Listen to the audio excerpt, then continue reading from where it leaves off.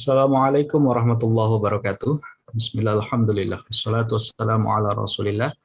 Sayyidina Muhammad ibn Abdullah wa ala alihi wa sahbihi wa man wala amma ba'du. Yang kita cintai, kita muliakan guru kita Buya Yahya.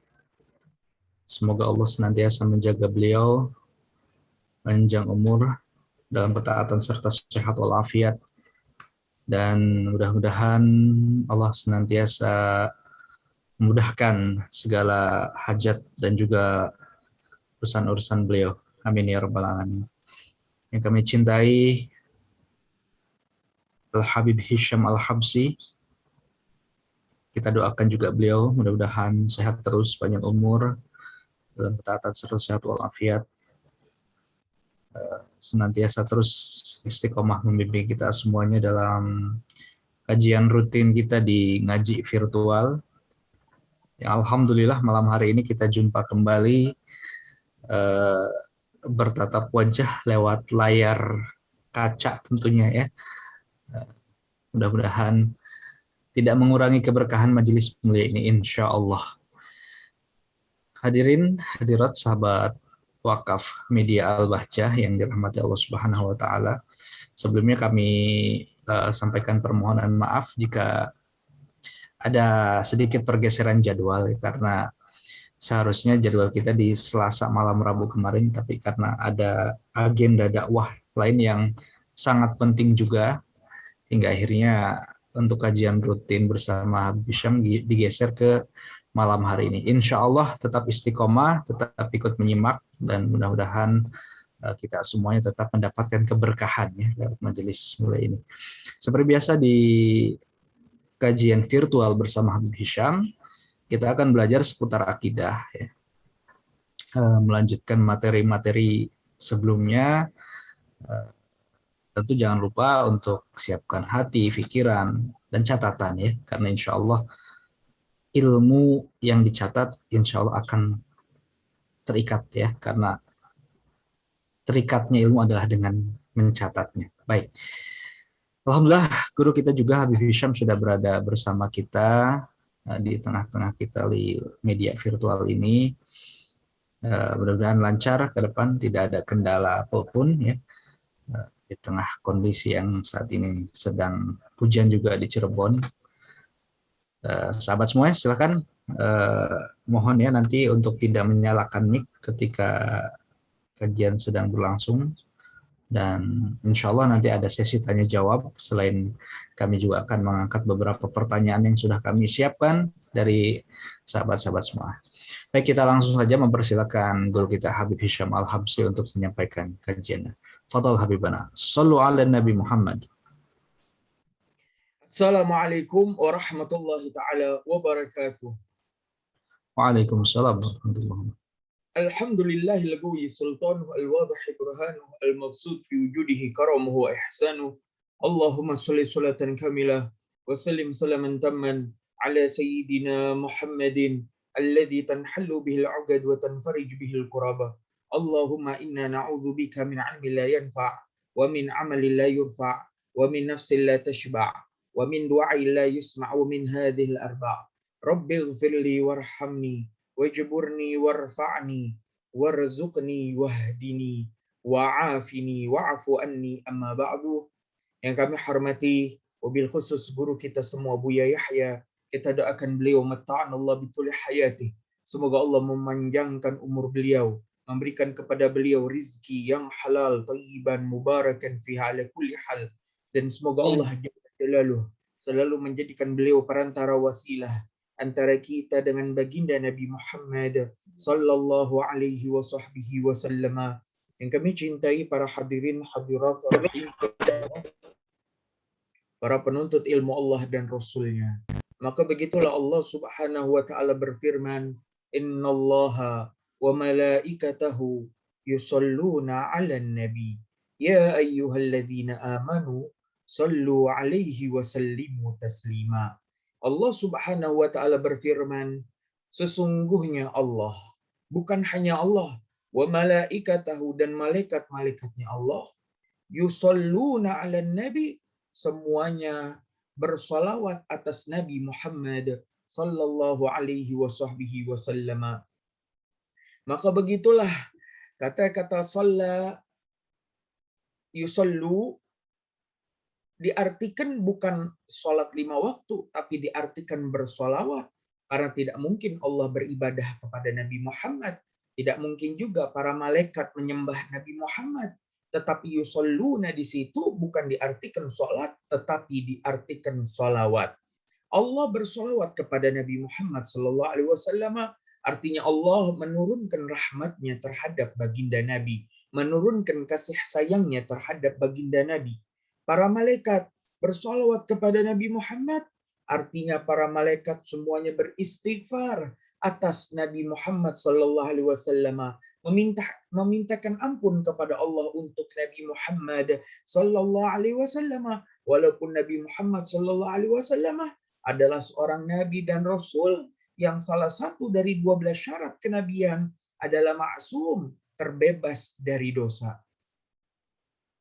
Maka seorang nabi tidak mungkin melakukan dosa, tetapi di lain sisi para malaikat terus meminta ampunan kepada Allah Subhanahu wa taala, bersolawat kepada Nabi Muhammad sallallahu alaihi wasallam, bersolawat untuk Nabi Muhammad sallallahu alaihi wasallam dalam rangka terus meninggikan derajat baginda Nabi Muhammad sallallahu alaihi wasallam.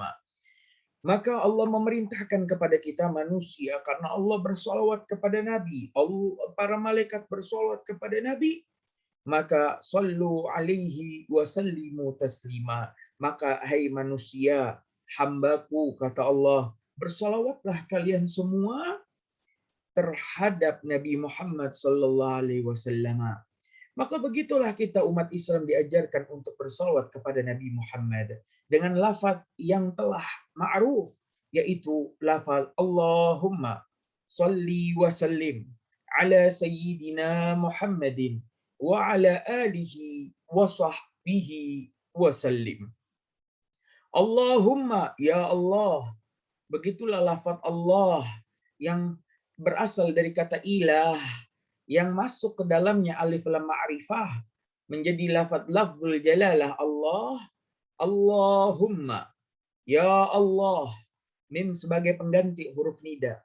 Maka kita meminta kepada Allah Subhanahu wa taala sholli untuk memberikan rahmat, wasallim dan keselamatan ala sayyidina atas baginda kita Muhammad sallallahu alaihi wasallam. Para ulama mengatakan salawat dan salam tidaklah boleh dipisah kecuali di 3 keadaan. Di antaranya adalah ketika kita di dalam hujratun Nabi, maka tidak pantas seorang muslim mengatakan kuburan Nabi dengan sebutan makbarah an-Nabi. Kuburan Nabi itu tidak pantas, atau kita mengucapkan maqam Nabi, makamnya Nabi, itu tidak pantas. Tapi kita pantas untuk mengucapkan hujratun Nabi, itulah kamarnya baginda Nabi Muhammad sallallahu alaihi wasallam yang berada di dalam Masjid An-Nabawi di kota Madinah Al-Munawwarah.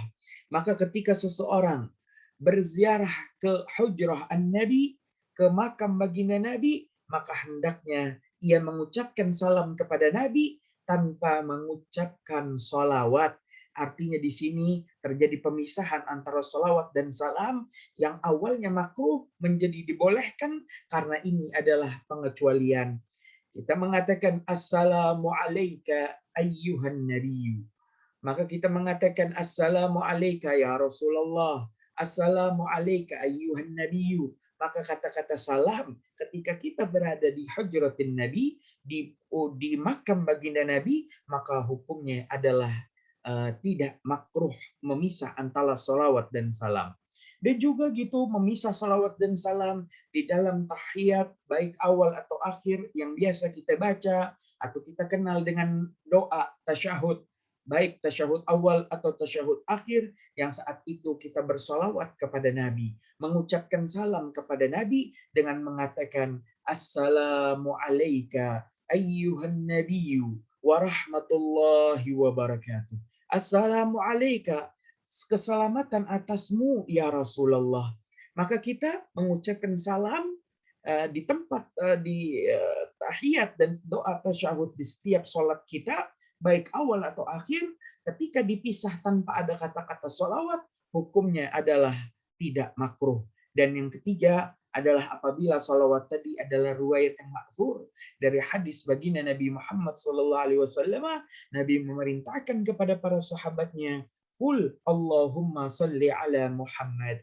Katakanlah oleh kalian, hai para sahabat, Allahumma salli ala Muhammad, tanpa mengucapkan kata salim di dalamnya. Maka begitulah para ulama menjelaskan mengenai salawat. Kemudian di lain hal, jika kita katakan sholli wa sallim, maka dengan menggunakan fi'il amr, maka salimnya juga dibaca fi'il amr. Sholli wa sallim. Tetapi kita jika bentuknya adalah fi'il madhi, maka kita baca dengan menggunakan fi'il madhi. Wa sallallahu ala sayyidina Muhammadin wa sallama. Wa sallallahu wa sallama ala sayyidina Muhammadin. Tetapi jika bentuk fi'il amr, maka menggunakan fi'il amr keduanya, Allahumma salli wa sallim. Ma'asyiral muslimin rahimakumullah. Kemudian di dalam salawat yang biasa kita baca ada kata-kata sayyidina. Allahumma salli ala sayyidina. Apa sih arti sayyidina? Arti kosakatanya adalah baginda kita, junjungan kami, baginda kami. Dalam kitab Fawaidus Tsaminah dikatakan as-sayyid man sada fi qaumih. Orang yang dijadikan panutan di kelompoknya, di kaumnya. Dia dijadikan pemimpin oleh kaumnya. Dia diangkat oleh kaumnya, maka itu biasanya disebut sebagai sayyid, tuan, pemimpin kami. Ya, karena kaum di situ sepakat untuk mengangkat dia sebagai seorang pemimpin. Ada lagi yang mengatakan man kathura sawaduhu. Sayyid adalah man kathura sawaduhu. Orang yang banyak sawatnya, ai jaishuhu, ai tentaranya. Maksudnya tentaranya. Orang yang banyak tentara, orang banyak punya anak buah, orang punya banyak pengikut, biasanya orang tersebut disebut sebagai sayyid atau seorang pemimpin. Ya, itu kata-kata sayyid. Kemudian di lain hal dikatakan juga as-sayyid al-halimul ladzi la yastafizzuhul ghadab. As-sayyid adalah al-halim, orang yang sangat sabar. Alladzi la yastafizzuhul ghadab. Orang yang tidak dikalahkan oleh emosinya, tidak dikalahkan oleh perasaannya. Dia bisa memendam semuanya. Dia tetap dalam keadaan sabar. Al-halim. Al-halim ini adalah di atasnya sabar. Kalau as-sabru, sabar itu ada batasnya. Tapi al-halim itu dia nggak ada batasnya. Nah, itu adalah ciri daripada seorang sayyid, seorang pemimpin.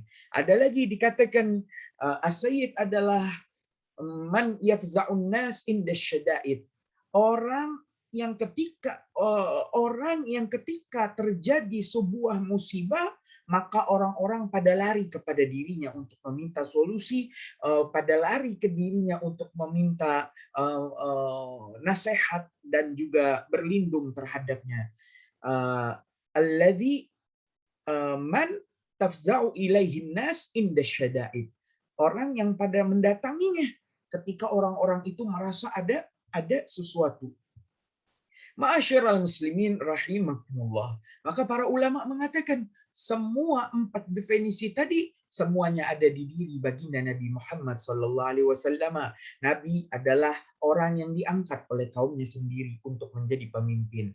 Nabi adalah orang yang didatangi ketika mereka merasa ada masalah. Nabi adalah orang yang banyak pengikutnya. Dan Nabi juga adalah orang yang sangat-sangat sabar. Ma'asyiral muslimin rahimakumullah. Maka di dalam kitab karangan As-Sayyid Muhammad bin Alwi Al-Maliki, ya, di situ disebutkan bahwasanya hadis yang mengatakan la tusayyiduni, hadis yang mengatakan la tusayyiduni, janganlah kalian mensayyid-sayyidkan aku. Janganlah kalian menyebutku sebagai seorang sayyid, kata. dalam hadis tadi, la tusayyiduni, janganlah kalian mensayyid-sayyidkanku. Maka hadis ini dikatakan oleh Said Muhammad bin Alwi Al-Maliki, pemimpin Pondok Rusyaifah, beliau mengatakan bahwasanya hadis ini adalah hadis maudhu', hadis palsu, karena jelas saja dalam kosakata bahasa Arab tidak ada lafadz sayyid yang mengikuti wazan la tusayyiduni. Maka hadis ini jelas adalah hadis palsu, di mana setelah dilihat rawi-rawinya, maka terbukti rawinya adalah rawi yang tidak thiqah, sehingga bahkan tidak ditemukan rawinya, maka hadis ini digolongkan hadis yang palsu. Di lain sisi, para oknum yang menggunakan hadis ini jelas harus mendengar hadis lainnya dari baginda Nabi Muhammad SAW, yang mana beliau mengatakan, ana sayyidu waladi Adam wala fakhra. Aku adalah pemimpin anak cucu Adam wala fakhra, dan aku tidak sombong. Ana sayyidu waladi Adnan, kata Nabi. Aku adalah pemimpin dari anak cucu keturunan Adnan wala fakhra, dan aku tidak sombong. Maka di dalam hadis ini Nabi mengakui dirinya adalah seorang sayyid, seorang pemimpin, tetapi Nabi saat itu mengatakan wala fakhra, aku tidak akan sombong. Ma'asyiral muslimin rahimakumullah. Mengatakan di dalam salawat, menambahkan di dalam salawat kata-kata sayyidina adalah hal yang dianjurkan oleh para ulama salaf kita. Adapun Nabi yang melarang kita jangan memuji-muji Nabi, maka itu berkaitan dengan apa-apa yang dilakukan oleh orang-orang Nasrani.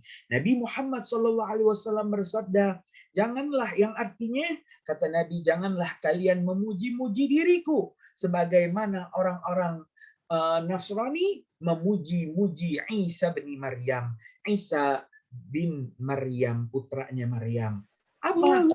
Orang Nasrani memuji Nabi Isa hingga Nabi Isa masuk ke dalam derajat ketuhanan. Tetapi kita ahli sunnah wal jamaah, orang-orang sunni yang dikenal di dalam dunia internasional, kita menambahkan Sayyidina, memuji Nabi, menyebut Nabi baginda, menyebut Nabi junjungan, itu tidak sampai masuk ke derajat ketuhanan sehingga kita menyembah Nabi Muhammad sallallahu alaihi wasallam. Ma'asyiral muslimin rahimakumullah. Imam Al-Busiri dalam qasidah burdahnya beliau mengatakan, basyaran la kal basyar. Nabi Muhammad adalah manusia, tetapi Nabi Muhammad tidak seperti manusia biasa lainnya. Nabi Muhammad mempunyai keistimewaan.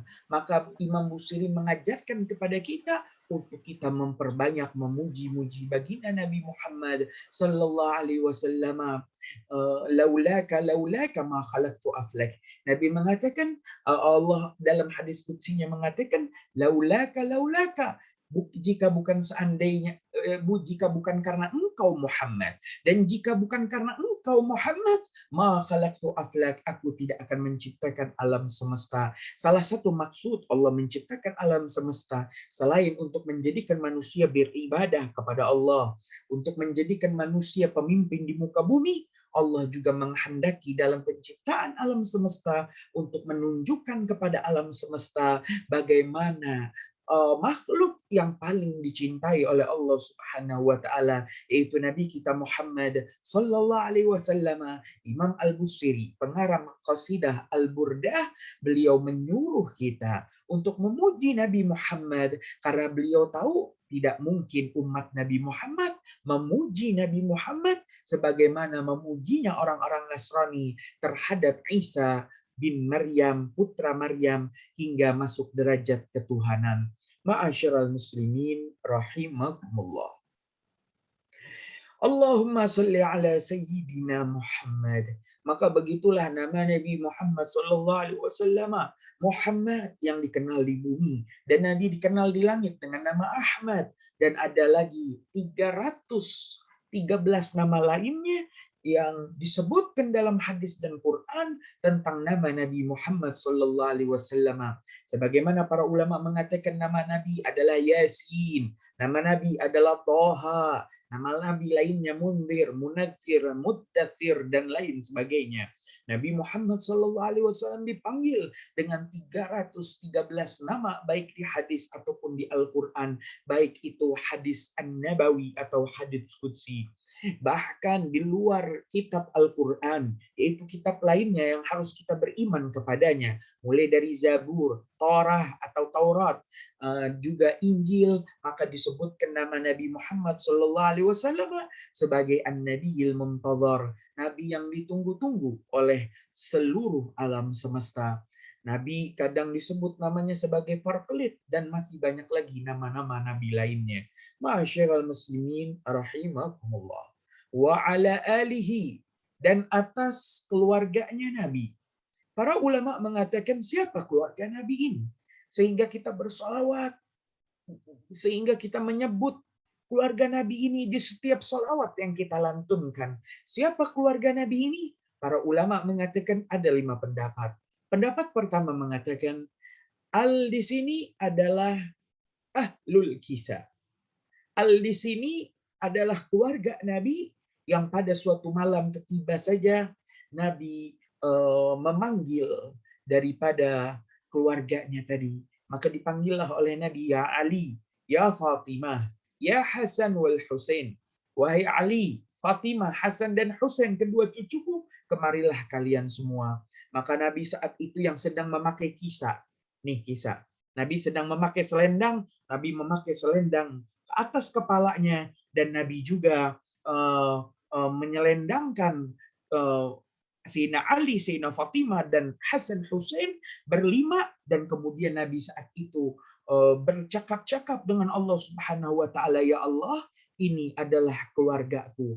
Maka dengan hadis ini para ulama mengatakan yang dimaksud dengan keluarga Nabi adalah 5 orang saja, di antaranya adalah Rasulullah, putrinya, menantu beliau, dan juga kedua cucu beliau.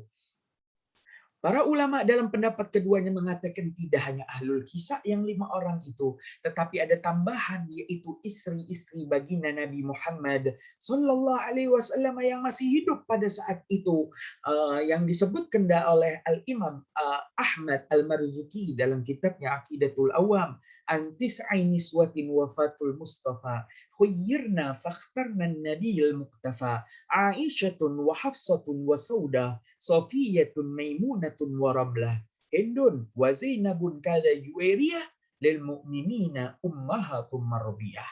Begitulah 9 istri Nabi masuk ke dalam kategori keluarga baginda Nabi yang mendapatkan ucapan salawat di setiap yang diucapkan oleh umat Nabi Muhammad sallallahu alaihi wasallam. Pendapat ketiga, para ulama mengatakan keluarga Nabi adalah zurriyah, adalah sibti, zurriyah min Bani Hashim wa Banil Muttalib. Maka semua keturunan Bani Hashim dan semua keturunan Banil Muttalib, keturunan Nabi hingga cucu-cucu Nabi, para habaib, para syarifah yang ada pada zaman ini dan yang akan datang, semuanya adalah keluarga baginda Nabi Muhammad sallallahu alaihi wasallam. Para ulama mengatakan ya, mereka disebut keturunan Nabi, mereka bahkan disebut sebagai keluarga Nabi fi maqamiz zakah, di dalam pembahasan zakat. Di mana ma'asyiral muslimin rahimakumullah, dahulu keluarga Nabi Bani Hashim dan Bani Muttalib, walaupun mereka dalam keadaan fakir wa miskin, mereka dilarang oleh Nabi untuk menerima zakat. Sehingga keluarga Nabi saat itu tidak ada yang menerima zakat. Apa alasannya? Para ulama akidah mengatakan, iya, karena keluarga Nabi pada saat itu telah menerima dari khumusil khumus. Apa itu khumusil khumus? Khumusil khumus adalah, khumus itu artinya 1/5. Sehingga khumusil khumus itu artinya adalah 1/5-nya 1/5. Khumusil khumus yang diambil dan dibagi menjadi 5, kemudian salah satunya dibagi menjadi 5 lagi, diambil dari harta ghanimah atau harta fai. Apa itu harta ghanimah? Harta ghanimah adalah harta yang dihasilkan dari peperangan, harta rampasan setelah perang tadi usai. Korban berjatuhan, harta bergelimpangan, maka semua harta itu diambil oleh pihak yang memenangi peperangan tersebut. Jika yang memenangi perang adalah orang kafir, maka hartanya diambil oleh orang kafir. Tapi jika yang menang adalah para sahabat Nabi dalam perang itu, maka umat Islam saat itu mendapatkan harta ghanimah atau harta fai, yaitu harta rampasan perang yang tidak terjadi peperangan. Artinya, mungkin saja pihak musuh mendengar kedatangan umat Islam sehingga mereka melarikan diri atau mereka bahkan menyerah, maka umat Islam mendapatkan harta rampasan tadi tanpa melalui perang, maka itu disebut sebagai harta fai. Baik harta ghanimah atau harta fai, keduanya dijadikan satu, kemudian dibagi menjadi 5. 3 bagian. Bagian pertama, kedua, ketiga itu diberikan kepada tentara yang menggunakan kendaraan. Jadi tentara-tentara yang ikut perang menggunakan kendaraan. Artinya mereka mempunyai modal. Mereka mengendarai kuda mereka, yang kuda tadi harus diurus, dikasih makan, dirawat.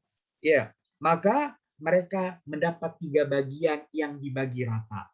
Bagian yang keempat, satu bagian saja, yang keempat itu hanya diberikan kepada tentara yang berjalan kaki tanpa menggunakan kendaraan. Mereka mendapatkan bagian lebih kecil. Dan bagian yang kelima, satu bagian terakhir, dibagi menjadi 5. Dibagi menjadi 5. Bagian yang pertama, kedua, ketiga, diberikan kepada fakir wa miskin. Ya, diberikan kepada fakir dan miskin. Kemudian bagian yang keempat diberikan kepada janda dan yatim. Barulah bagian yang terakhir, yaitu 1/5 dari 1/5 diberikan kepada zuriyah Bani Hashim dan Bani Muttalib, keturunan keluarga Nabi dari Bani Hashim dan Bani Muttalib. Maka begitulah Nabi melarang para habaib, para syarifah menerima uang zakat walaupun mereka dalam keadaan fakir dan miskin, karena mereka telah mendapatkan khumusil khumus. Tetapi para ulama kontemporer berfatwa, bagaimana mereka akan mendapatkan khumusil khumus? Bagaimana keturunan Nabi akan mendapatkan khumusil khumus? Padahal zaman ini sudah tidak ada lagi peperangan. Zaman ini mustahil mendapatkan ghanimah dan juga dan juga mustahil mendapatkan khumusil khumus.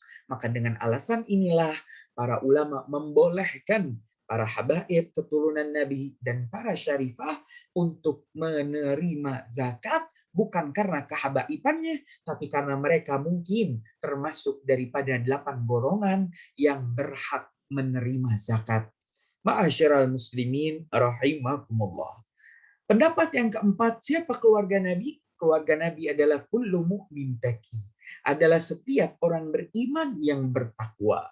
Maka jika kita semua adalah orang yang beriman dan kita juga bertakwa kepada Allah Subhanahu wa taala, menjalankan perintah Allah semampunya dan menjauhi larangan Allah sekuat tenaga, maka kita mendapat kemuliaan daripada dianggap menjadi keluarga Nabi Muhammad sallallahu alaihi wasallam. Wa hadza min maqamil madah, dan ini termasuk daripada maqam pujian. Maka ketika kita mendengar salawat yang dibacakan kepada Nabi dan kepada keluarga Nabi, dan itu tujuannya adalah untuk pujian, maka kita semua walaupun bukan keturunan Nabi, kita semua mendapatkan salawat dari yang dibacakan oleh orang-orang tersebut.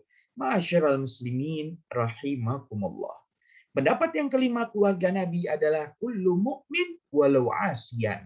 Setiap orang yang di dalam hatinya ada keimanan kepada Allah Subhanahu wa taala dan dengan rukun iman yang 6, walau asiyan, walaupun ia adalah orang yang ahli maksiat. Wahada fi maqamid du'a. Para ulama mengatakan, dan ini adalah di dalam kedudukan ad-du'a, mendapatkan doa dari selawat yang dipanjatkan, berharap agar para malaikat itu memberikan ampunan kepada orang-orang beriman yang mungkin masih terpeleset dan masih melakukan maksiat di jalan Allah Subhanahu wa taala. Ma'asyiral muslimin rahimakumullah. Wa ala alihi Allahumma salli wa sallim ala sayyidina Muhammadin wa ala alihi wa sahbihi. Dan ya Allah, berikanlah salawat dan salam wa sahbihi atas sahabat-sahabatnya baginda Nabi Muhammad sallallahu alaihi wasallam. Lantas siapa sahabat-sahabat Nabi? Maka para ulama mengajarkan kepada kita untuk jika kita mendengarkan daripada sejarah, pembacaan sejarah, kisah perjalanan baginda Nabi Muhammad sallallahu alaihi wasallam, kita mendengarkan sirah, kita mendengarkan tarikh perjalanan daripada kisah para sahabat Nabi dan juga Nabi Muhammad sendiri, maka kita diajarkan khusus yang disebutkan oleh Al-Imam Ibn Ruslan dalam kitabnya Safwatiz Zubat, wa ma jara baina sihabi naskutu anhu. Wa ma jara, dan apapun yang terjadi baina sihabi, di antara para sahabat, mulai dari percekcokan, pertikaian, perkelahian, apapun yang terjadi yang disebutkan di dalam sejarah di antara kedua sahabat, naskutu anhu, maka kita umat akhir zaman ini, umatnya Nabi Muhammad SAW ini, maka yang terbaik bagi kita adalah naskutu anhu, kita berdiam diri dari apa yang telah dilakukan oleh para sahabat, mulai dari perangan yang dilakukan antara perang Siffin yang dilakukan antara Sayyidina Ali bin Abi Thalib dengan Muawiyah bin Abi Sufyan, maka kita naskutu anhu, kita jangan terlalu berat ke salah satu pihak. Atau perang Jamal di antara Sayyidina Ali bin Abi Thalib dengan istri Nabi Siti Aisyah binti Abu Bakar As-Siddiq, naskutu anhu, maka adab kita jangan ikut berkomentar. Bahkan kepada Muawiyah, ya, kepada Muawiyah setelah ia akhirnya merebut kekuasaan Khilafah Ur-Rasyidin dari tangan cucu Nabi Hasan bin Ali bin Abi Thalib, maka kita juga harus naskutu anhu, karena mereka semua adalah para sahabat Nabi Muhammad sallallahu alaihi wasallam. Hati kita jangan bimbang dengan para sahabat Nabi, apalagi setelah kita mendengar daripada peristiwa Karbala, peristiwa pembantaian Sayyidina Husain, di mana Sayyidina Husain dibunuh oleh putra daripada Muawiyah, yaitu Yazid. Yang Yazid bukan seorang sahabat. Boleh engkau tidak mengikuti dari apa yang dilakukan oleh Yazid bin Muawiyah, tetapi ayahnya Muawiyah adalah seorang sahabat Nabi Muhammad sallallahu alaihi wasallam yang kita tidak boleh berkomentar tentang beliau. Maka hati kita harus tetap teguh jika kita mendengarkan sejarah-sejarah yang mungkin kurang baik. Bagaimana kita mendengar para sahabat Nabi Muhammad sallallahu alaihi wasallam yang awalnya memeluk Islam tiba saja di zaman Sayyidina Abu Bakar As-Siddiq, setelah mereka mengetahui Nabi Muhammad SAW wafat, saat itu banyak orang-orang yang murtad keluar dari agama Islam. Bahkan ada golongan yang menolak untuk membayar zakat. Dan juga saat itu Sayyidina Abu Bakar pun memerangi mereka hingga akhirnya mereka memeluk kembali agama Islam. Ma'asyiral muslimin rahimakumullah. Naskutu anhu. Itulah mereka para sahabat baginda Nabi Muhammad sallallahu alaihi wasallam. Lantas siapa sih sahabat Nabi? Apakah semua yang dikisahkan dalam sejarah adalah sahabat Nabi? Ternyata tidak. Sahabat Nabi adalah orang yang harus memenuhi 6 kriteria. Yang pertama, syarat menjadi sahabat Nabi dari 6 syarat yang dikemukakan oleh para ulama akidah adalah man laqiya bin Nabi. Orang yang pernah ketemu Nabi. Dia pertama syaratnya harus udah ketemu Nabi. Kalau ada orang di zaman Nabi hidup, di zaman Nabi, Nabinya masih hidup, tapi dia nggak pernah ketemu Nabi, maka dia bukan sahabat baginda Nabi Muhammad sallallahu alaihi wasallam. Sebagaimana dikatakan di sebuah negeri, yaitu negeri di arah utara Saudi, di arah utara Tihama, yaitu di arah bawah, maksud kami di arah selatan ya. Jika di atas itu utara Syam, Palestina, di tengah itu adalah Saudi, tanah Tihama, Mekah, Madinah, Taif, Jeddah, di bawah itu adalah arah selatan. Itu adalah negeri Yaman. Dikatakan di negeri Yaman hiduplah seseorang bernama Uwais Al-Qarni, yang mana beliau hidup bersama seorang ibunda beliau yang sudah sangat tua, sehingga ketika beliau mendengar, Uwais Al-Qarni mendengar Nabi Muhammad diutus, Uwais Al-Qarni izin kepada ibundanya untuk meninggalkan beliau sesaat, barang mau datang ke Mekah, masuk Islam, hari itu juga langsung pulang lagi ke Yaman. Barang mau ketemu Nabi, mau menjadi sahabat Nabi. Ya, maka saat itu uminya mengatakan, engkau lebih baik tetap mengurusku, engkau lebih baik tetap di rumah. Maka Uwais Al-Qarni mengikuti nasihat ibunya, berbakti kepada ibundanya, dan beliau pun akhirnya tidak ketemu Nabi, walaupun beliau sudah dalam keadaan memeluk dan percaya dengan agama Islam. Karena beliau tidak pernah ketemu Nabi walaupun hidup di zaman Nabi, maka Uwais Al-Qarni tidak dikatakan oleh para ulama sebagai seorang sahabat, tetapi sebagai seorang tabi'in. Syarat kedua, sahabat adalah man laqiya bin Nabi wa amana bihi, dan beriman dengan Nabi. Kok ada orang tiap hari ketemu Nabi, tiap hari melihat Nabi, tiap hari ngobrol bareng Nabi, tapi dia nggak beriman dengan Nabi. Siapa? Abu Lahab tiap hari ketemu Nabi. Abu Jahal tiap hari ketemu Nabi. Tapi ia bukan sahabat Nabi. Kenapa? Karena syarat kedua seorang sahabat adalah ia harus percaya, harus beriman kepada Nabi Muhammad Sallallahu Alaihi Wasallam. Walaupun pertemuan itu ia tidak menatap Nabi Muhammad. Seperti sahabat Nabi bernama Abdullah bin Ibn Umi Maktum. Sahabat Abdullah ibn Umi Maktum adalah seorang sahabat yang buta.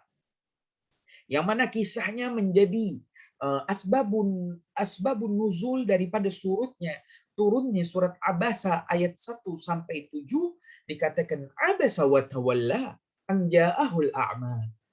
Allah menegur Nabi Muhammad sallallahu alaihi wasallam. Ketika Abdullah ibn Umi Maktum mendatangi Nabi Muhammad sedang berfokus kepada pemimpin pembesar kaum Quraisy. Nabi mengharapkan kepada kaum Quraisy itu mereka memeluk agama Islam berkat apa yang disampaikan oleh Nabi. Ketika Abdullah ibn Umi Maktum yang buta itu datang ke hadapan Nabi seakan-akan bermuka masam. Nabi tidak terlalu memperhatikan sahabat Abdullah ibn Umi Maktum. Nabi ingin mengislamkan pembesar Quraisy, maka turunlah malaikat Jibril membawa teguran daripada Allah Subhanahu wa taala. Surat ketiga daripada akhir juz Al-Qur'an, juz 30, abasa wa tawalla. Muhammad, abasa, engkau cemberut, engkau bermuka wasam, wa tawalla, dan engkau berpaling, anja'ahul a'ma, ketika telah datang kepada Muhammad al-a'ma, seorang yang buta. Siapa itu? Sahabat Abdullah ibn Umi Maktum. Walaupun sahabat Abdullah ibn Umi Maktum tidak pernah melihat wajah Nabi, tapi beliau adalah seorang sahabat karena pernah bertemu Nabi dan beriman kepada Nabi Muhammad sallallahu alaihi wasallam. Fil ardi, pertemuan tadi harus terjadi di bumi. Maka Nabi Adam yang bertemu dengan Nabi Muhammad dalam peristiwa Mi'raj di langit pertama tidak bisa menjadi sahabat Nabi karena pertemuannya terjadi di atas langit. Kemudian di langit kedua Nabi Muhammad bertemu dengan dua orang yang seakan-akan kembar. Rambutnya keduanya sebahu, kata Nabi. Dan aku melihat, kata Nabi, keduanya menyisir belah tengah dan rambutnya sebahu, pakaiannya hampir sama kedua orang ini. Dan aku melihat masih ada tetesan basah dari arah rambutnya. Maka Nabi bercakap-cakap kepada malaikat Jibril, ya Jibril, man huma? Wahai Jibril, siapa mereka berdua? Maka dijawab oleh malaikat Jibril, huma, mereka berdua itu adalah Nabi Isa dan sepupunya Nabi Yahya alaihissalam.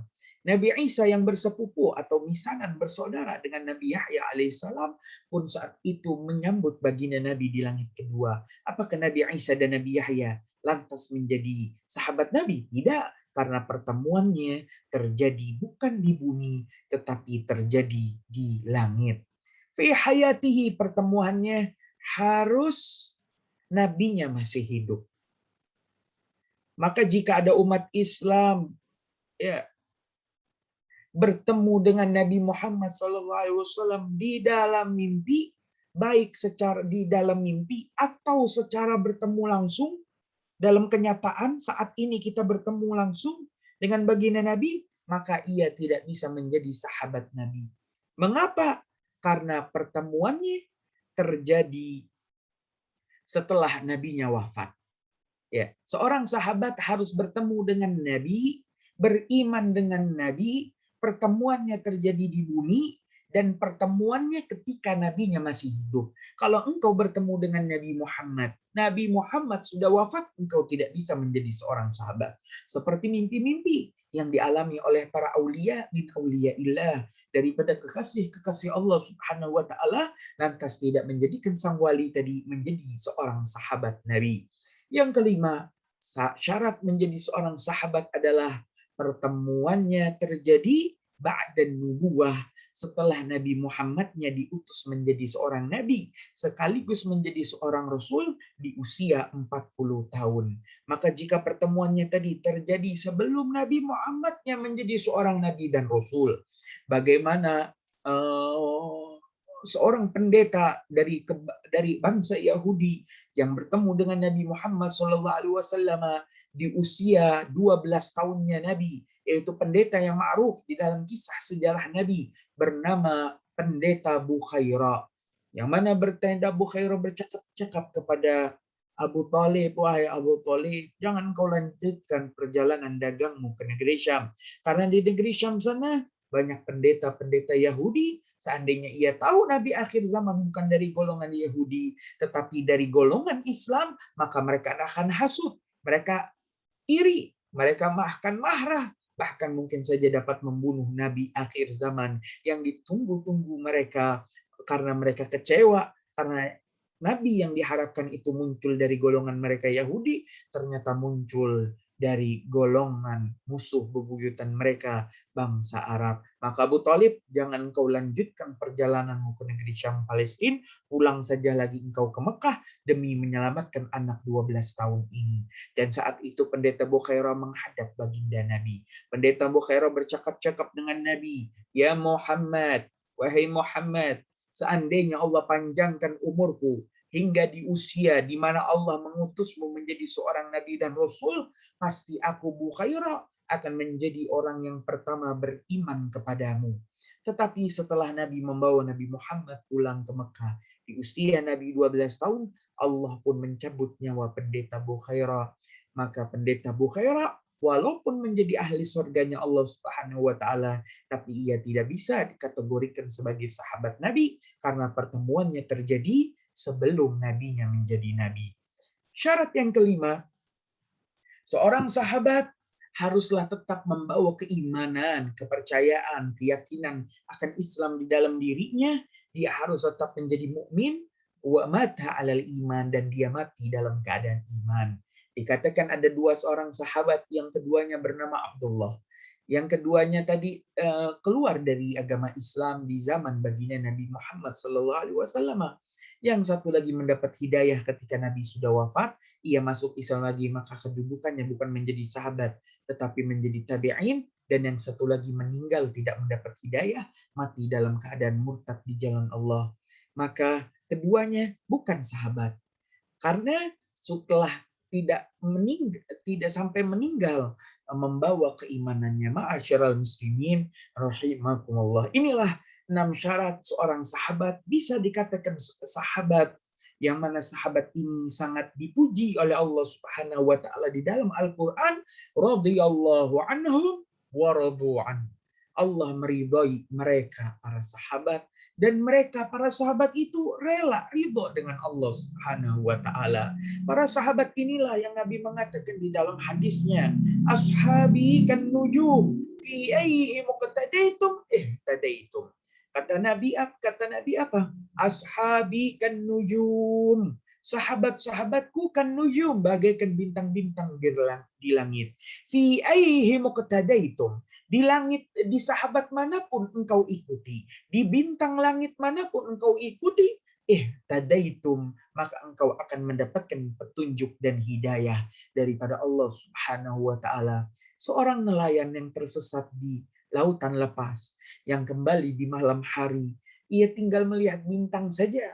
Mana bintang yang menunjuk ke arah utara, maka ia tinggal menjadikan bintang itu menjadi patokan, dan ia pun mendapat petunjuk pulang ke arah rumahnya. Maka kata Nabi, sahabatku bagaikan bintang di langit yang ketika engkau dalam keadaan sesat, engkau ikuti sahabat manapun, pasti engkau mendapatkan petunjuk daripada Allah Subhanahu wa taala dan engkau terbebas dari kesesatan. Jika kita mengikuti sahabat Abu Bakar, kita selamat. Kita ikuti sahabat Omar, kita selamat. Kita ikuti sahabat Utsman, Ali, Hasan, Husain dan sahabat lainnya itu, kita pun juga akan selamat. Nabi Muhammad SAW ketika wafat telah meninggalkan 124.000 sahabat yang semuanya mendengarkan daripada wasiat baginda Nabi Muhammad SAW. Mereka lah sahabat baginda Nabi Muhammad SAW. Maka itulah sahabat. Wa ala alihi wa sahbihi. Dan ya Allah, berikanlah salawat dan salam bukan hanya kepada Nabi dan keluarganya, tetapi juga kepada sahabat-sahabat baginda Nabi Muhammad sallallahu alaihi wasallam.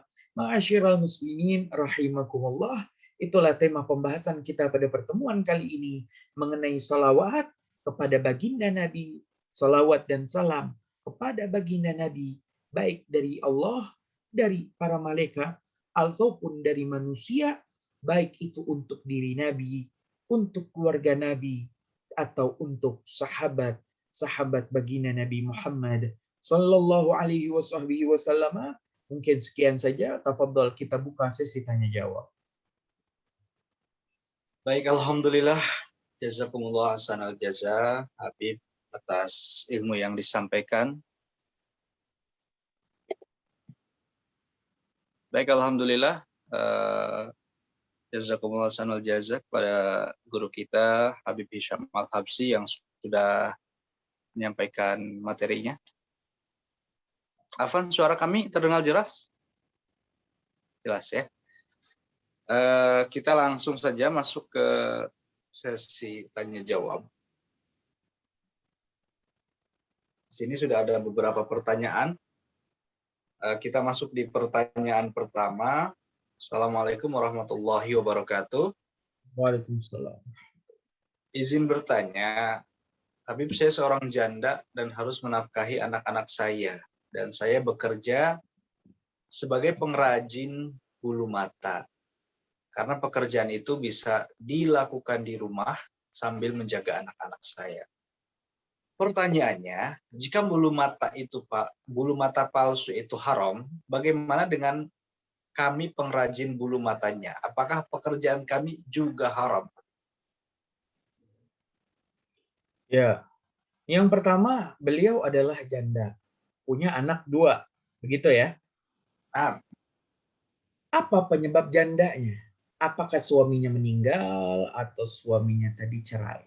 Jika suaminya meninggal, maka kewajiban menafkahi anak-anaknya tadi hingga usia balik 15 tahun, selepasnya anak tadi harus mencari uang sendiri, hingga usia balik 15 tahun, maka kewajibannya atas si istri tadi yang telah menjadi janda. Tetapi jika ia adalah janda yang dicerai oleh suaminya, maka kewajiban menafkahi anak hingga usia balik adalah kewajiban bagi suaminya yang menceraikan istrinya, walaupun hak asuh anak diberikan kepada ibunya karena mungkin masih di bawah usia dewasa. Ma'asyiral muslimin rahimakumullah, maka jelas ayahnya harus tetap bertanggung jawab. Tidak ada mantan anak, yang ada adalah mantan istri, mantan suami, tetapi mantan anak tidak ada, sehingga anak tadi tetap wajib dinafkahi oleh ayah mereka. Ma'asyiral muslimin rahimakumullah, kita anggap janda ini adalah yang ditinggal wafat suaminya atau dicerai, tetapi suaminya menolak untuk bertanggung jawab, memilih untuk menanggung dosa, melepaskan kewajibannya, maka sang istri tadi wajib mencari nafkah. Lantas bagaimana Habib? Nafkah yang kami cari itu adalah WFH, work from home, atau bekerja dari rumah, karena kami sambil mengasuh anak-anak yang masih kecil, sehingga ketika ada tawaran untuk mau mengikuti pekerjaan pembuat bulu mata, maka kami lakukan. Nah, perlu diketahui, palsu, ya, bulu mata palsu hukumnya haram jika dipakai oleh perempuan, apalagi laki-laki. Ya, jika dipakai oleh wanita bulu mata palsu itu, mengapa alasannya? Para ulama fikih mengatakan alasan kontemporernya adalah karena bulu mata itu mengandung unsur al-khida'ah. Apa itu al-khida'ah? Unsur penipuan.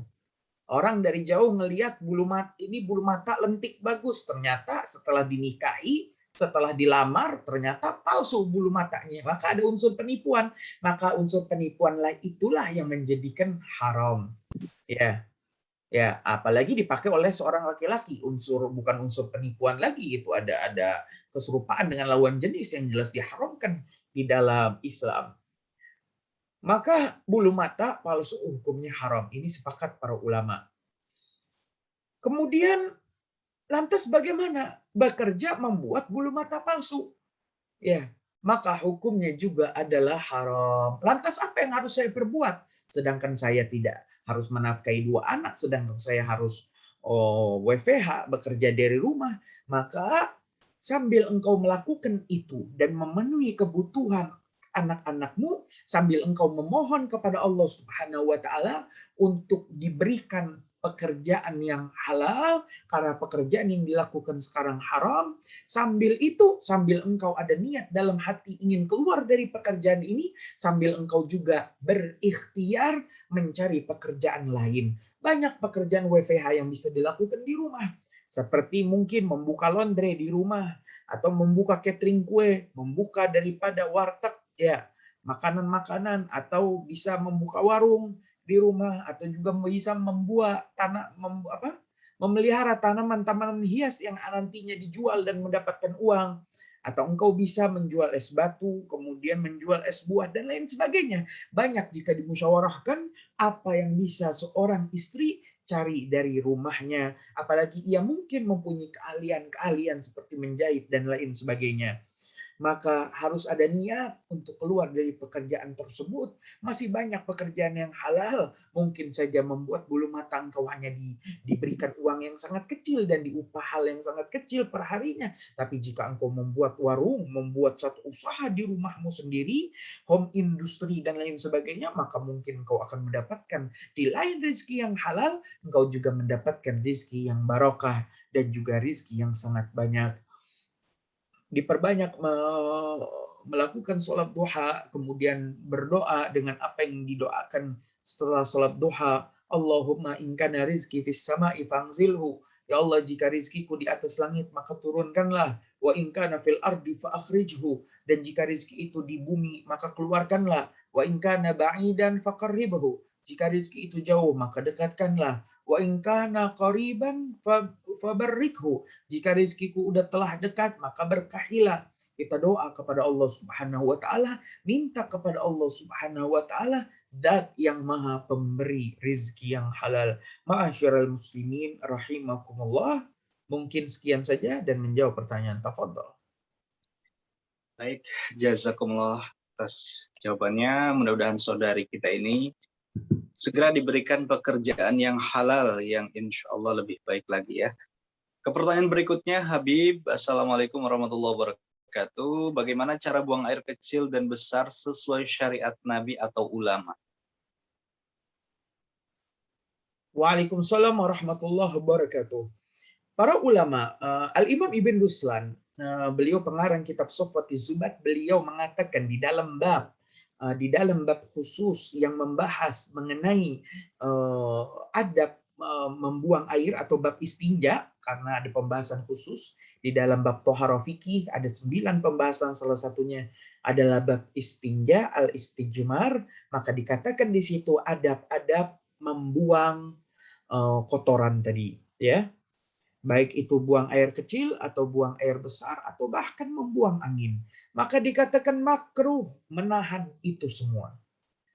Artinya jika kita udah ingin membuang angin karena ada suatu keadaan yang mendesak, kita tahan-tahan, makruh. Lebih baik engkau ambil keputusan, cari tempat untuk engkau menunaikan hajatmu. Ya. Jika engkau ada pilihan antara ngikut sholat berjamaah takbir dengan imam atau aku harus ke kamar mandi dulu. Jadi sholat dalam keadaan menahan nanti setelah salam langsung ke kamar mandi, atau santai ke kamar mandi dulu, nanti sholatnya bisa cari jamaah lain. Maka para ulama mengatakan tetap engkau harus ke kamar mandi dulu. Karena makruh sholat dalam keadaan ya, dalam keadaan lapar, makruh. Engkau sholat dalam keadaan ngantuk, makruh. Engkau sholat dalam keadaan menahan angin, menahan air kecil, menahan buang air besar, maka itu hukumnya adalah makruh. Ini hal yang pertama yang harus dihindari oleh seorang muslim. Dikatakan seorang muslim haruslah mempunyai sifat yang tenang, gampang memilih pilihan, dan jangan terburu-buru. Ya. Kemudian yang kedua, dilihat. Jika engkau buang hajat di luar bangunan, misalnya engkau sedang melewati satu tempat perhutanan atau di situ tidak ditemukan kamar mandi, maka engkau buang hajat mau tidak mau. Karena yang namanya hajat itu bukan pilihan. Kalau tidur pilihan, saya tidurnya apa 2 jam lagi, apa sekarang saya tidur, apa 3 jam lagi. Tapi kalau namanya buang hajat itu bukan pilihan, mau nggak mau harus keluar. Mau ada kamar mandi bentuk bangunan atau tidak ada. Maka jika engkau tidak menemukan bangunan, maka engkau perhatikan adab-adab ini, diantaranya adalah jangan menghadap matahari atau membelakanginya. Ya, jangan menghadap matahari. Jadi jangan engkau buang hajat menghadap matahari atau membelakangi matahari. Dan juga jangan engkau menghadap arah kiblat atau membelakangi arah kiblat. Ini berlaku jika di luar kamar mandi.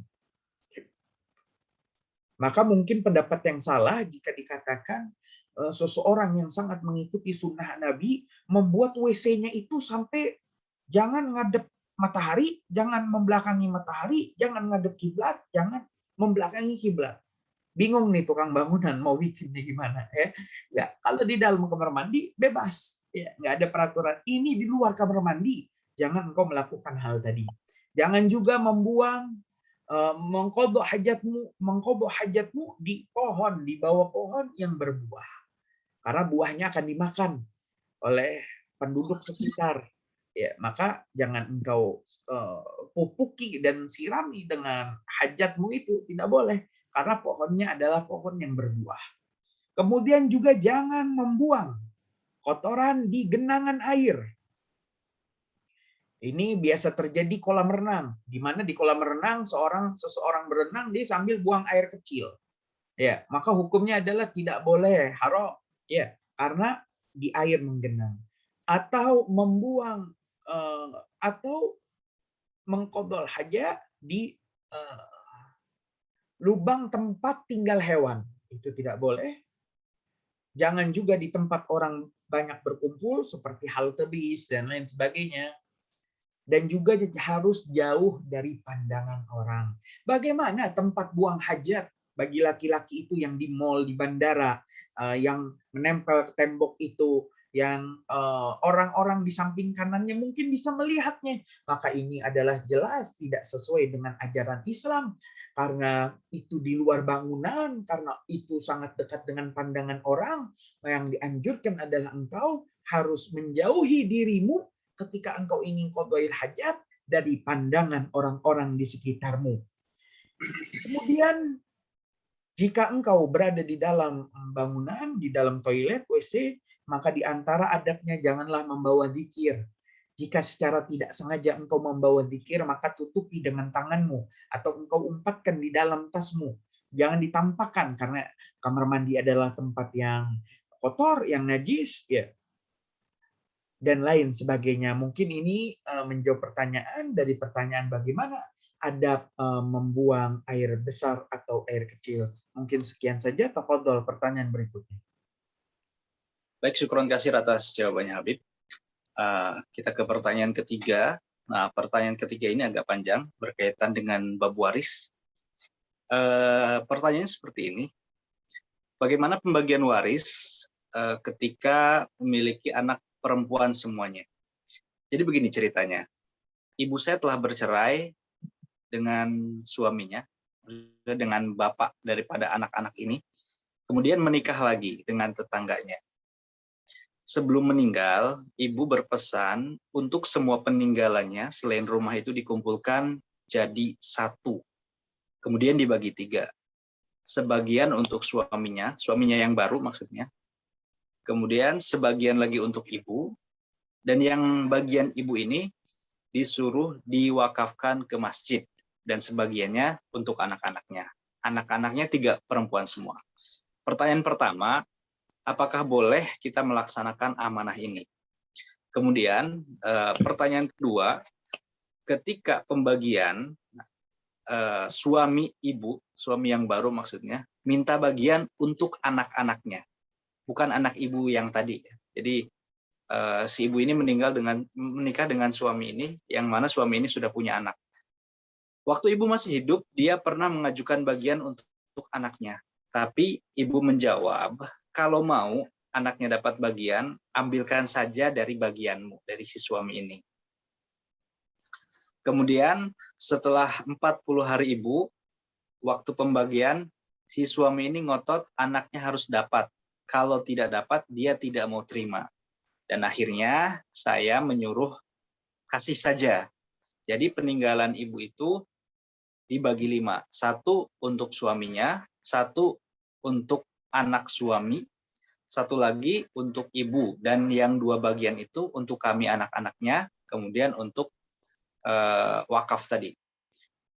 Yang punya ibu diwakafkan. Dan itu bagaimana Habib? Apakah boleh seperti itu atau harus dilakukan sesuai syariat? Mohon penjelasannya. Itu yang meninggal siapa ya? Yang meninggal ibunya, Habib. Nah, maksud peninggalan untuk ibu tuh ibunya mayit atau si ibu yang meninggal? Si ibu yang meninggal. Jadi si ibu yang meninggal itu berwasiat bagian ketika pembagiannya ada bagian buat dia untuk diwakafkan. Untuk diwakafkan dan dibagikan untuk anak. Ya. Maka begitulah sekali lagi kami ulang, yang namanya yang dibagi di dalam bab waris hanya at-tarikah. Apa itu at-tarikah? Harta peninggalan jenazah.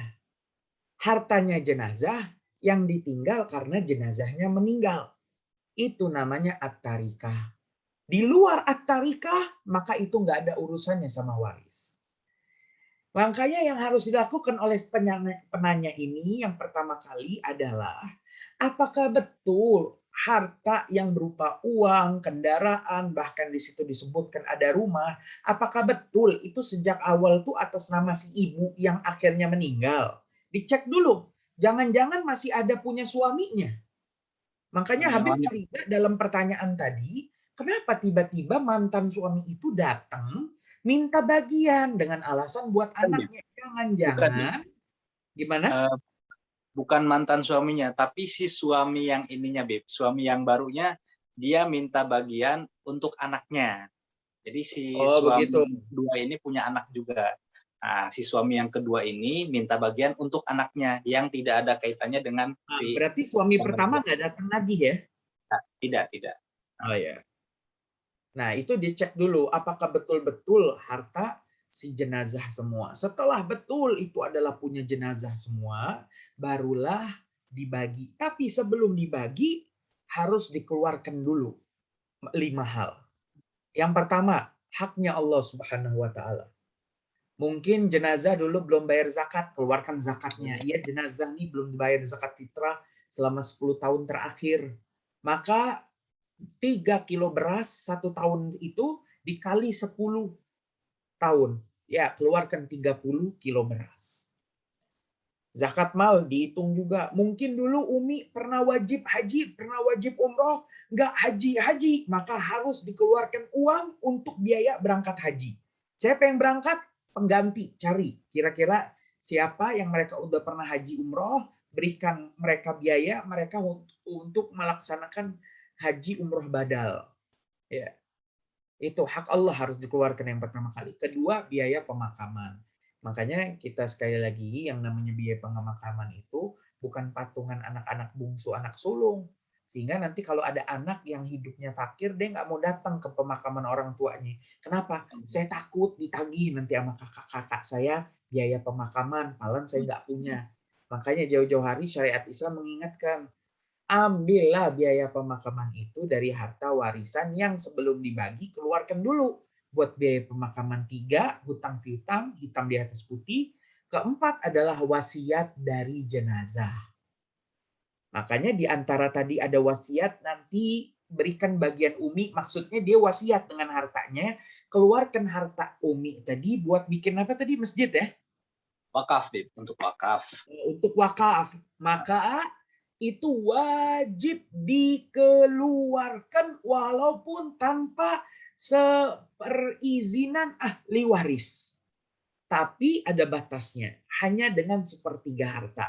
Maka kalau ada jenazah atau si ibunya tadi berandai-andai mengatakan kepada anaknya, nah itu harta Umi yang 1 miliar, kalau Umi meninggal 1 miliar, 1 miliarnya kasihkan semuanya ke pesantren. Maka nggak berlaku. Karena yang hanya harus dikeluarkan sepertiga harta. Ya. Jadi kalau uminya zalim misalnya, dia nggak mau anaknya dapat warisan, dia kasih semuanya buat sedekah, ya, maka syariat Islam udah melarang jauh-jauh hari, nggak bisa konsep begitu. Itu dia ada masalah sama ahli waris tuh. Ya, maka itu harus hanya sepertiga saja. Jadi kalau 1 miliar harta Umi berikan ke pesantren, maka yang dikasih ke pesantren hanya 333 juta sekian. Ya, sepertiganya aja yang wajib. Yang 666 juta harus persetujuan ahli waris. Kalau ahli waris semuanya setuju, berikan 1 miliar semua ke pesantren. Kalau ada satu saja ahli waris nggak setuju, batal. Ngasih pesantren hanya sepertiganya saja yang wajib. Baru yang kelima terakhir adalah membagi harta warisan dengan pembagian waris. Ya. Nah, dalam hal ini pembagian waris yang harus dijalani adalah jenazah sang ibu tadi telah meninggalkan suami, yaitu suami kedua, suami yang baru, ya. Maka sang suami tadi mendapatkan 1/4 harta. Namanya suami itu dapat setengah harta kalau jenazah nggak punya anak. Kalau jenazah ternyata punya anak, apalagi di sini punya 2 putri, maka suami, kata syariat Islam, hanya mendapatkan 1/4 harta. Lantas bagaimana dengan 2 putri jenazah? 2 putri jenazah mendapatkan 2/3. Jika seorang putri kandung hanya dia sendirian, nggak punya kakak atau adik kandung, maka ia mendapatkan setengah harta. Tetapi jika dia memiliki saudari kandung, ya, maka ia mendapatkan 2/3 dibagi 2. Ya. Ini 3, Bib. Berarti dibagi 3 ya, Bib ya?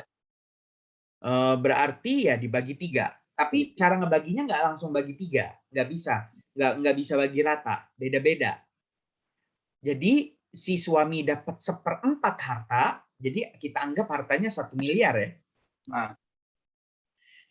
Si anak-anak dapat 2/3. Ya, 2/3. Nah, di sini 1 miliar ini harus dibagi menjadi 12 bagian. Wallahu alam tuh berapa? Berarti setiap satu bagian, setiap satu saham, setiap satu kolom itu nggak nyampe 100 juta, paling 90 juta sekian lah. Ya, harus dibagi 12. Jadi 1 miliar tadi dibagi 12 bagian. Nanti si suami dapatnya 4 bagian, si saudari kandung berdua itu dapatnya 2/3 bagian. 2/3-nya 12 adalah 8. Ya, betul ya? Kalau 1/4-nya 12 itu mohon maaf bukan 4 tapi 3. 3.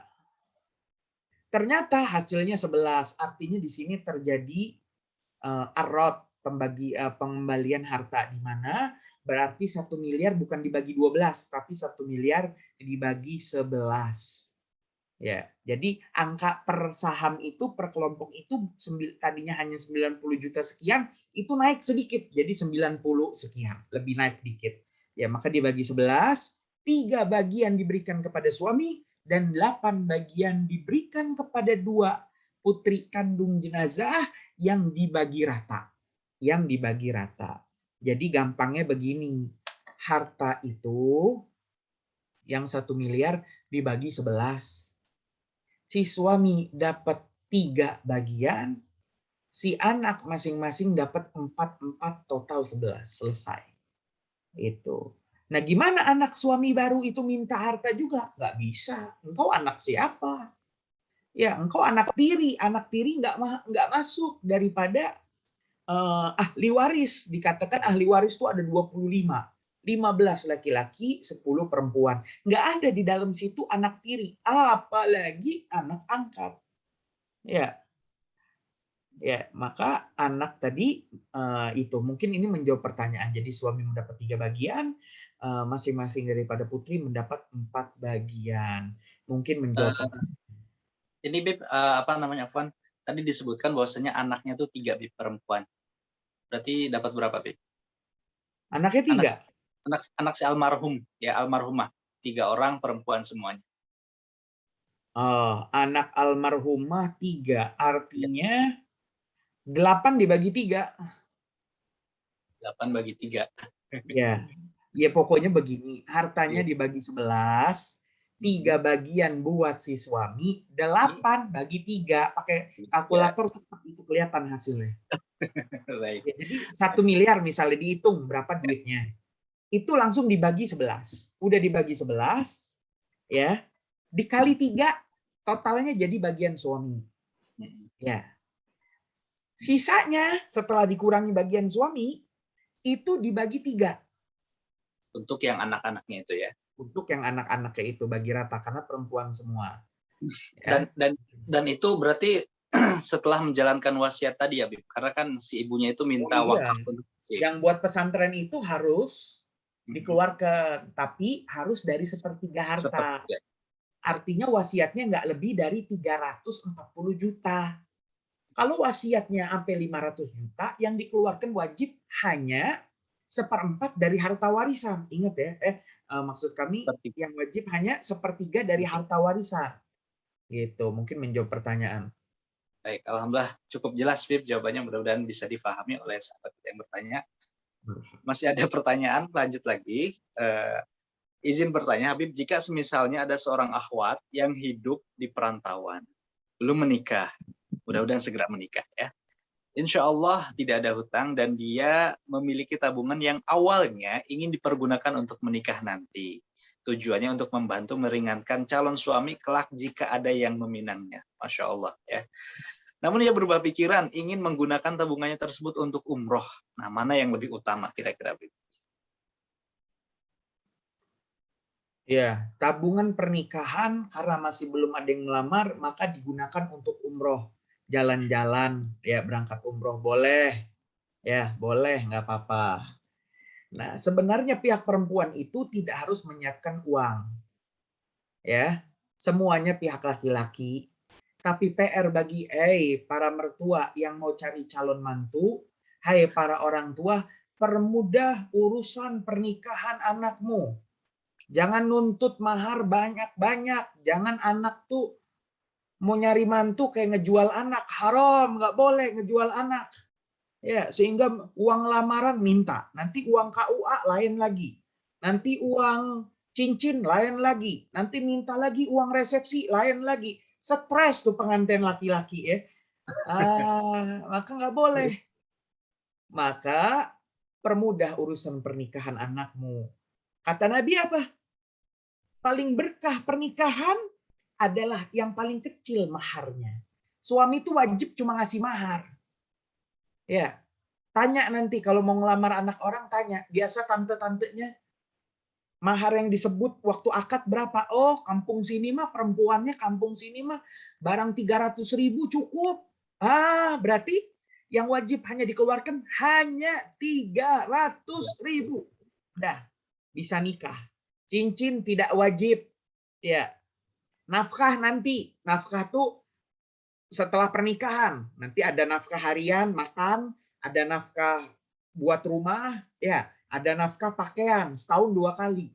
Ya, jarang itu. Lamaran itu hanyalah nafkah tahun itu yang dimajukan sebagai bentuk tanggung jawab suami akan memberikan nafkah. Jadi hantaran itu, lamaran itu sunnah.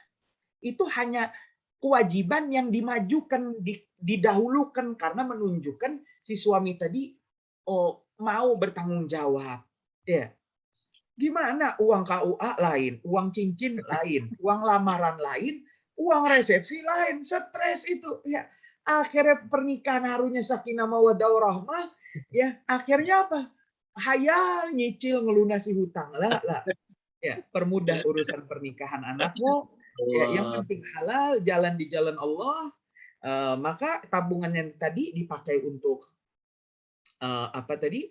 Umroh itu. Untuk umroh maka boleh. Ya, umroh tuh wajib kayak haji. Umroh wajib seumur hidup sekali.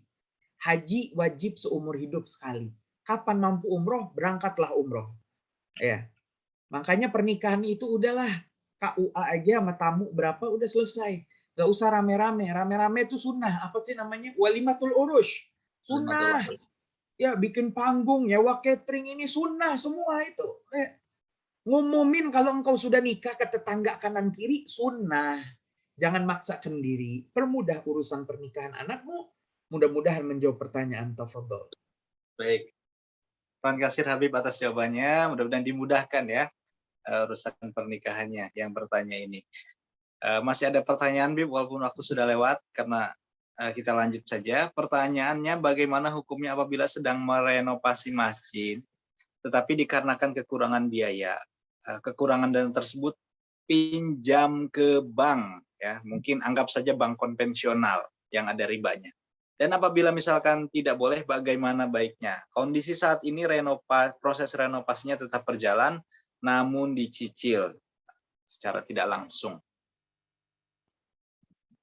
Jangan memaksakan diri. Dewan Kemakmuran Masjid, DKM, janganlah memaksakan diri. Kalau tuh masjid masih layak, tidak usahlah direnovasi. Kalau uang masjid, infak jamaah sekitar, masyarakat sekitar yang biasa sholat di masjid itu belum mencukupi, janganlah renovasi. Kecuali darurat, lakukan renovasi. Maka jelas, bank konvensional, ngutang, haram, riba. Tapi bagaimana jika bank syariah? Maka jawabannya adalah masjid itu milik masyarakat sekitar. Maka yang membangun rumah Allah di tempat itu adalah kewajiban bagi masyarakat sekitar. Maka gaungkan, ya gaungkan pengumpulan dana, renovasi masjid, gaungkan sehingga masyarakat jangan menjadi DKM yang memaksakan kehendak. Ya, mungkin menjawab pertanyaan. Baik, terima kasih Habib atas jawabannya. Ke pertanyaan berikutnya, bagaimana sikap kita sebagai anak terhadap tamu yang lebih tua, tetapi masih dalam kaitan keluarga, tetapi mereka menginap di rumah kita dengan membawa pacarnya? Rasulullah SAW bersabda, "Nawwiru buyutakum bitilawatil Quran." Terangilah rumah-rumah kalian dengan bacaan ayat suci Al-Quran. Sehingga rumah tadi adalah rumah yang berwibawa, rumah yang penuh dengan ajaran syariat Islam. Sehingga ketika tamu atau keluarga besar datang ke rumah kita, mereka sungkan jika tidak melakukan sholat. Mereka tidak enak jika tidak mengambil wudhu dan mengikut sholat jamaah. Mereka tidak enak, sungkan. Kalau di bulan Ramadan mereka membatalkan puasanya di siang hari. Mereka pun akan dengan mau tidak mau melakukan puasa di siang hari. Jika rumah itu adalah rumah yang berwibawa, yang syar'i, tidak melanggar aturan syariat Islam, maka sohibul bednya akan menjadi sohibul bed yang berwibawa, yang para tamu ketika masuk ke rumah kita, mereka pun sudah melakukan maksiat. Apalagi ada yang membawa sesuatu yang haram, membawa pacar ke rumah, diajak nginep bareng pula. Maka ini tamu begini usir, selesai.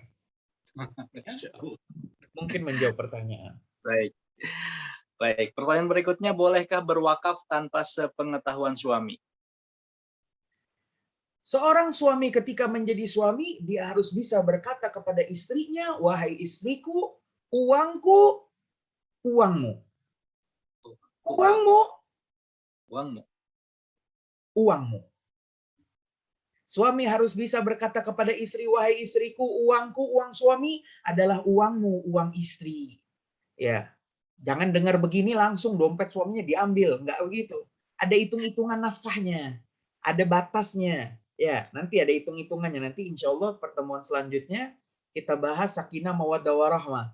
Nanti sistem rumah tangga yang benar, ya, yang pahit-pahitan kita bongkar nanti di majelis ini. Ya, itu harus sesuai kaidah, uangku uangmu. Tapi uang istri tetaplah uang istri. Nggak ada uang bareng-bareng, nggak ada. Ya, jangan hitung-hitungan, nggak ada. Harus hitung-hitungan. Kalau nggak hitung-hitungan ribut nanti. Apalagi kalau istrinya model istri yang ngungkit-ngungkit kebaikan. Itu kalau bukan karena saya, kita sampai sekarang nggak bakal punya kulkas. Wah, itu ngungkit gitu. Harus dihindari itu, kata Habib Taufik Assegaf, ya, ketua Robito sekarang. Harus dihindari model gitu. Jangan cari yang begitu, jangan. Ya. Maka harus ada hitung-hitungan. Jadi kalau uangnya istri, tetap uang istri. Terserah istri, mau sedekah, mau nyantuni anak yatim, mau ngirim orang tuanya di kampung, mau transfer tiap bulan, mau wakaf, terserah istri. Selama uangnya istri, bukan uang suami yang dititipkan ke istri dipakai foya-foya. Oh, ini istri nggak benar begini. Ya, kalau ada suami nitip istriku, nih uang gajian, mama aja yang megang, mama yang ngatur. Nanti buat bayar listrik, buat bayar air, buat bayar gas, buat bayar anak jajan sekolah, diatur. Itu uang suami berarti. Tapi kalau istri kerja, ngerajut di rumah, dijual secara online, kebeli, ada yang bayar, itu baru uangnya istri, hasil usahanya istri. Ya, makanya nanti insya Allah tema sakinah mawaddah warahmah seharusnya istri itu yang dia nyapu, ngepel, masak di rumahnya itu harusnya dapat uang jajan dari suaminya. Ya, bagaimana istri itu lebih rendah dari seorang pembantu yang pembantu saja bahkan mendapatkan gaji setiap bulan. Istri lebih berhak mendapatkan gaji yang lebih pantas untuk istri. Ya, ma'asyiral muslimin rahimakumullah, mungkin ini menjawab pertanyaan. Berarti boleh ya, Bib, kalau misalkan itu uang hasil jeripayah istri, boleh. Kalau suami enggak. Baik. Baik. Misalkan begini, Bib, suami istri dua-duanya kerja, tapi si istri ngasih ATM ke suaminya. Jadi si suami yang ngelola keuangan itu. Jadi gaji istri juga suami yang pegang. Itu gimana, Bib? Apakah boleh dikelola untuk kebutuhan rumah tangga dengan isyarat ya si istri udah ngasih, nih pegang nih ATM, kayak gitu.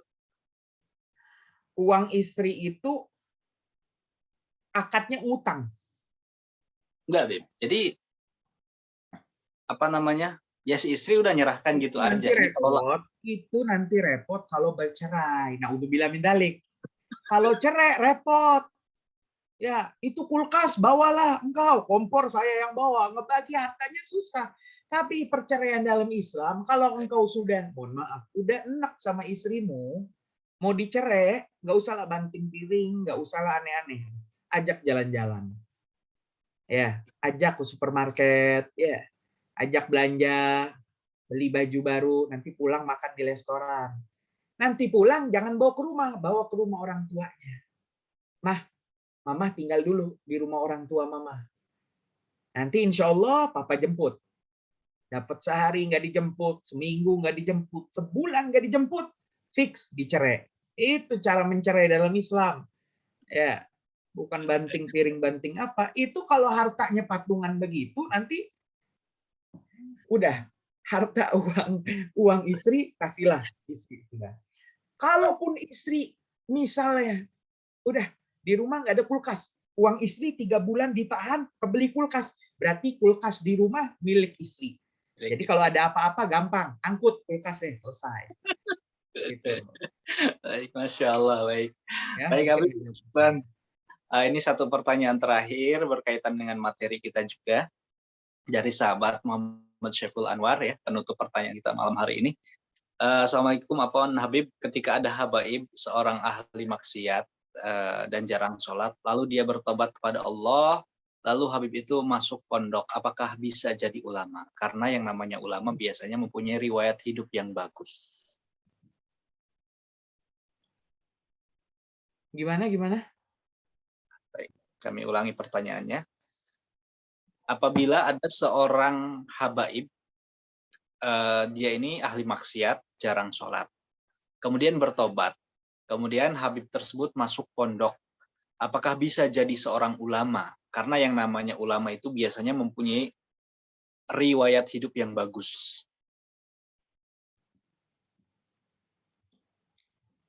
Begitulah az-zurriyah Nabi sibti Rasulullah sallallahu alaihi wasallam, keturunan baginda Nabi Muhammad sallallahu alaihi wasallam.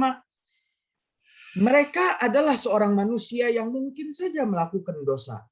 Maka jika engkau temukan para habaib, keturunan Nabi ini melakukan maksiat, maka tanda cintamu kepada keluarga Nabi adalah engkau menegur dan mengingatkannya.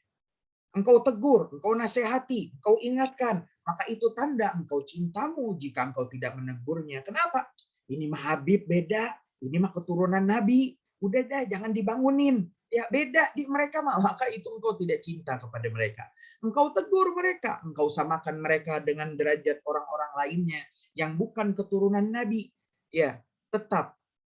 Bahkan dikatakan kapan para habaib itu melakukan dosa, mereka dapat dosanya double. Jika mereka melakukan ibadah, mereka mendapatkan pahala 2 kali lipatnya. Ya, maka makin berat tanggung jawab ketika engkau menjadi keturunan baginda Nabi Muhammad SAW. Tapi apakah para habaib yang pernah berdosa akhirnya bertaubat akan bisa menjadi ulama yang bermanfaat bagi umat?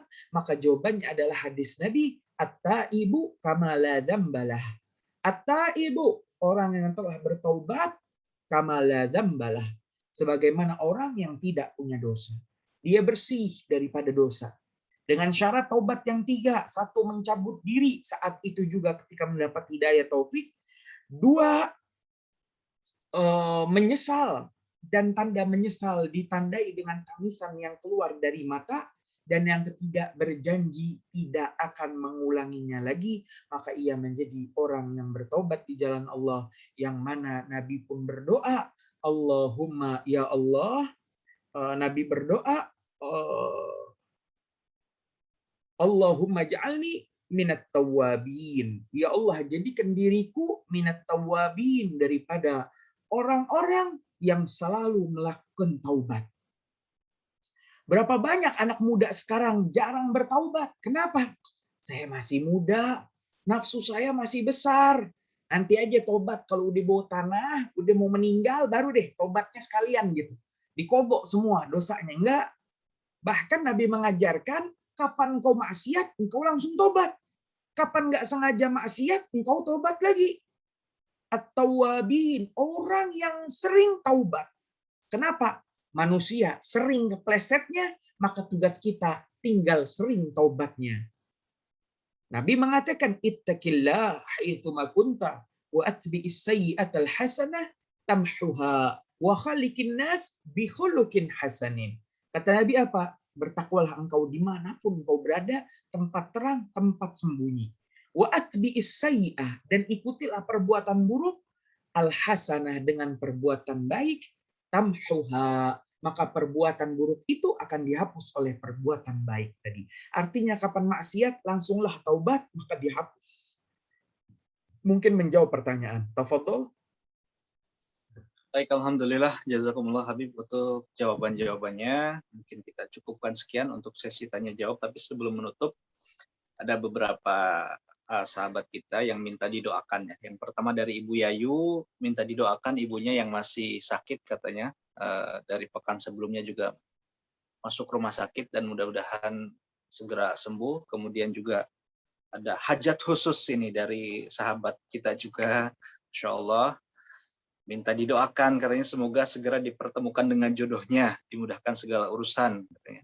Dan mohon doa juga mudah-mudahan dimampukan bisa melunasi hutang ibu dan juga saudara-saudaranya, Masya Allah ya, dari saudara kita yang mungkin tidak perlu disebutkan nama. Baik Habib, langsung saja menutup dengan doa keberkahan.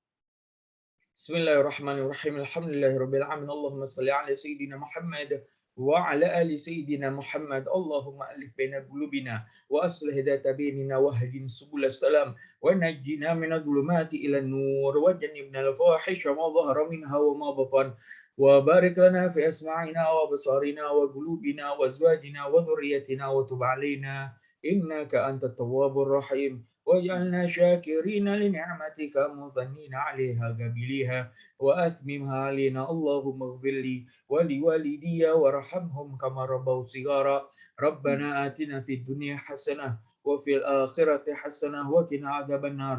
وصلى الله على سيدنا محمد النبي الأمي وعلى آله وصحبه وسلم. والحمد لله رب العالمين على هذه النية وكل نية صالحة. وإلى حضرة النبي سيدنا محمد صلى الله عليه وصحبه وسلم. الفاتحة. أعوذ بالله.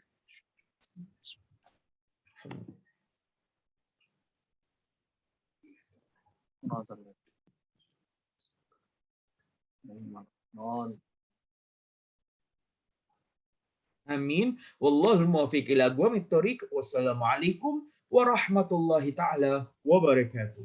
Waalaikumsalam warahmatullahi wabarakatuh. Syukran kasir, jazakumullah ahsanal jaza disampaikan kepada guru kita Habibana Habib Hisham Al-Habsyi yang sudah menyampaikan ilmunya kepada kita malam hari ini. Mudah-mudahan Allah senantiasa memberikan kepada beliau kesehatan, panjang umur, dan sehat selalu pastinya. Dan Allah mudahkan hajat-hajat beliau. Dan tentunya mudah-mudahan kita juga semuanya mendapatkan ilmu yang berkah, manfaat dunia dan akhirat yang bisa menyelamatkan kita baik di dunia dan di akhirat. Amin ya rabbal alamin. Hadirin hadirat sekalian, alhamdulillah tuntas sudah di kajian virtual malam hari ini. Insya Allah nanti jumpa kembali bersama beliau di pekan genap berikutnya, di pekan keempat ya, masih dalam pembahasan akidah, dan tentunya kita juga insya Allah akan terus istiqomah untuk mengikuti kajian ini karena ini sangat bermanfaat untuk kita semuanya ya. Mudah-mudahan yang punya hajat Allah kabul segala hajatnya, yang sakit diberikan kesembuhan ya, yang mungkin juga diberikan segala bentuk kesusahan Allah mudahkan ya, dan menjadikan sebab itu menjadi pengampun atas dosa-dosa kita semuanya. Baik, sampai di sini jumpa kita di malam hari ini. Insya Allah jumpa kembali di pertemuan berikutnya. Kita tutup dengan doa kafaratul majelis. Bismillahirrahmanirrahim. Subhanakallahumma wa bihamdika asyhadu an la ilaha illa anta astaghfiruka wa atubu ilaik. Wassalamualaikum warahmatullahi wabarakatuh. Waalaikumsalam.